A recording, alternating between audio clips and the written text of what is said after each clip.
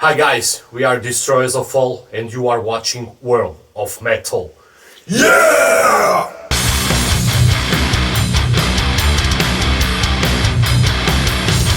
So, hello guys, thank you for inviting us to this interview, and special Fernando and World of Metal. So, the writing process of this album is already an old story. So when the country all locked down to because of COVID, we were without concerts, without even having the chance to get together.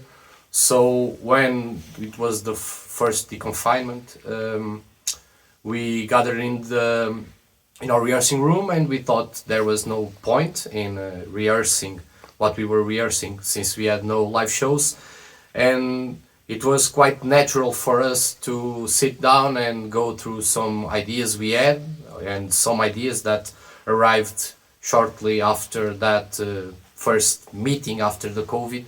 And it was a quite natural writing process, I think, because we didn't have a reunion or something like we're gonna write a new album. We just kept the idea that we had to be together and do something with the band that we so much invest, and we started composing the idea that became the new album In Darkness We Remain. Was it difficult, or how was the process itself?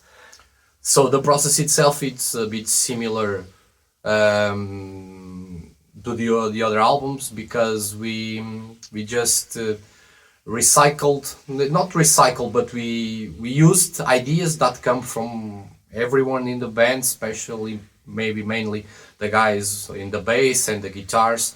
But we got together some ideas we had, and we start working on some ideas that generated in the rehearsing room, and we start like a puzzle fitting all together. We started to devise some stylistic elements of the album for the future, probably something we never thought so far up on the line, but we started to try some ideas in the lyric wise. I can talk about the lyrics since I'm the vocalist.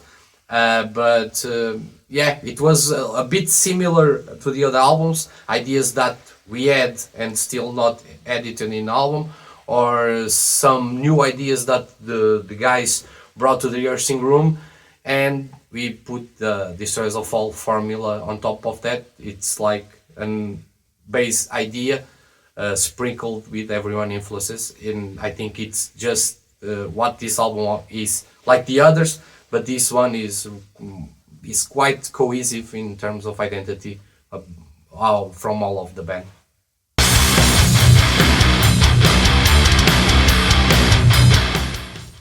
So about the stylistic direction and the influences, or what the idea that we thought this album will be, I cannot say we had it in the beginning, since the main idea was just keep the band afloat when in a time that we didn't have anything, no concerts, no live, and as natural it was to start working on a new album, it was natural to just let it flow and put the ideas on the table.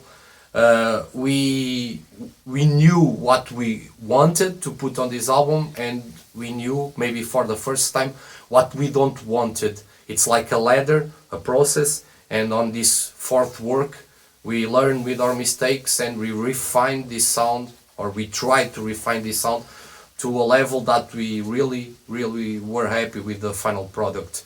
Of course, we are a band with 13 years, and mainly in Portugal, people already know, and one of the best things people can say to us is when they heard a song of us without knowing what is playing, they know it's probably Destroyers of All, because we had a sound that people are quite familiar, yeah, throughout all these years. But in this album, we just started to, I don't know, refine more that identity we had. I think we went back a little to the EP, Into the Fire, on that craziness when we appeared, and we tried to put that in this album. but at the same time we try not to be overcomplicated and try not to saturate people with technicalities and very complex things. But it's this rise of also, of course, you're gonna have wild hooks and solos. So I think it's a quite mix, a balanced mix of ideas and identity in this album.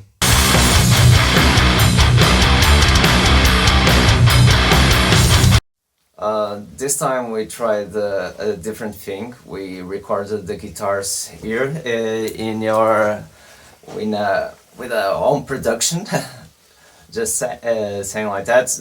Alex and Guilherme Busato recorded the guitars. Each one recorded his part. Alex more of the solos and the rhythm, and the additions were made for us for the guitars. When the rest of the instruments we recorded in João Dourado studio, the Golden Jack Studios, as we ever have done before. And it's mostly like it. In this album we also did some orchestrations, and we tried to make a fusion between something more organic instead of just blocks, and Alex did some parts with a keyboard, and I think those things will also be in the album.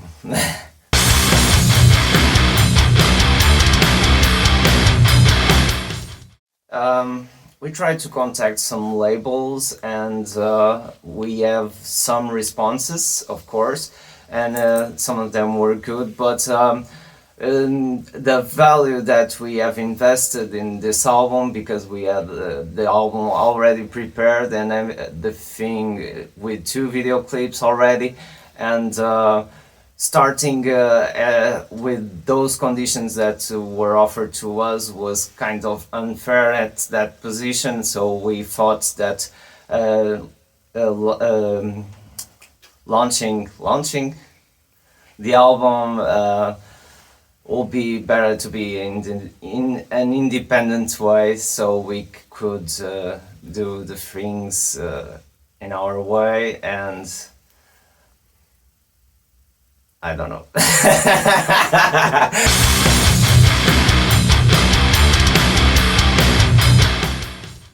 Right now we have a couple of gigs already confirmed. We will be playing in Porto next April, but before that we still have the Riverstone Winterfest on March 29th. That's in Penafiel. Then we will be having a double tour, a double date on Odmira and Porto, which will be on April 18th and 19th. And then after that we will have another gig in May in the city of Ovar with a couple of friends in a small place called Buraco.